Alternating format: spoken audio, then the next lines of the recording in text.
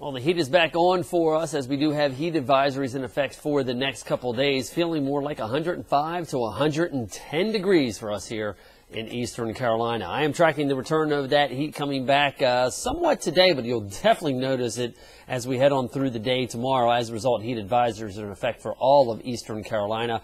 Nothing more than maybe an isolated storm developing along the sea breeze front for the next day or two.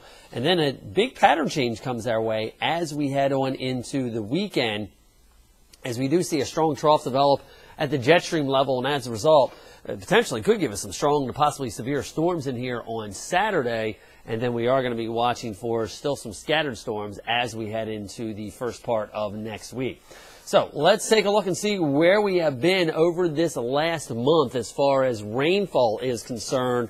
It's been a case of have and have nots. Total rainfall in and around New Bern of almost 10 inches with 13 of our days seeing rain. So about half the month we've seen rain in New Bern, and same thing in Greenville, 12 days with rainfall. That only gives us a total of about 5 inches of rain. Now, notice Beaufort, a little bit less, about 9 days of rain, but only about 3.5 inches of rainfall. So we're definitely running a deficit along the coastal sections, and that deficit puts us close to 9 inches for the entire year. So definitely it's a case of haves and have not over the last several days.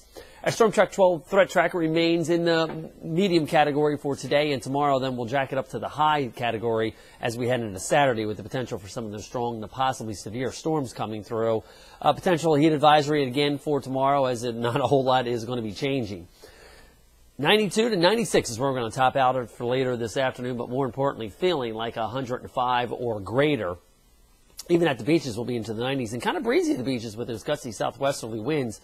Steamy, muggy, sultry overnight tonight under mainly clear skies. Looking for temperatures into the upper 70s. That's going to do it. And then as we get going for tomorrow, we're looking for near record high temperatures, near 100. That's the record for some spots, and we're going to make a run at that for tomorrow. And again, probably feeling more like 105 to 110 degrees with the actual temperatures into the low 100s in some spots. Let's track that heat as we go on through the day today. This is what it's going to feel like to your body. The heat index is going to be approaching that 109, 110 degree range in some of the deeper inland spots, and even to the mid-90s along the coastal sections for later on this afternoon. And then we will see it cool down again, only to resurge back into the hundreds as we head on through the day tomorrow.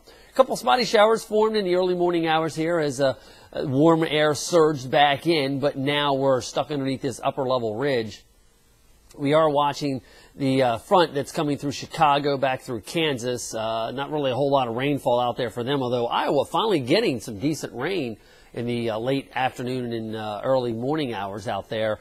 But for us, it's this upper level ridge that is going to be dominating our weather for the next 2 days, and then eventually this front presses into the area here, and you already can see some of the stronger storms that developed along the rim of the ridge, the fire, rim of the fire, if you will, as we went through last night, and we'll see them fire again for the day today. But here's what I'm going to draw your attention to. Watch this pocket of cold air, this trough, dig in from across Canada, the Great Lakes, and notice how it will just set up residence here in the east as we go on through this weekend. So we've seen the split in the upper level ridge, one piece like we've seen all summer going back out into the western Atlantic, the other piece retreating back out into the central plains and the Rockies. And then notice through the weekend here how we keep the troughiness here in the east.